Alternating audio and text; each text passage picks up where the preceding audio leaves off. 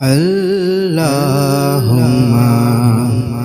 صلی علی محمد۔ حضرت عبداللہ بن عباس رضی اللہ عنہما بیان کرتے ہیں کہ رسول اللہ صلی اللہ علیہ وآلہ وسلم سب سے زیادہ سخی تھے، اور آپ صلی اللہ علیہ وآلہ وسلم کی سخاوت رمضان شریف کے مہینے میں اور بڑھ جاتی، جب حضرت جبرائیل علیہ السلام آپ سے ملاقات کے لیے ہر روز آنے لگتے۔ حضرت جبرائیل علیہ السلام آپ صلی اللہ علیہ وآلہ وسلم سے رمضان کی ہر رات میں ملاقات کے لیے آتے، اور آپ صلی اللہ علیہ وآلہ وسلم سے قرآن کا دور کیا کرتے تھے۔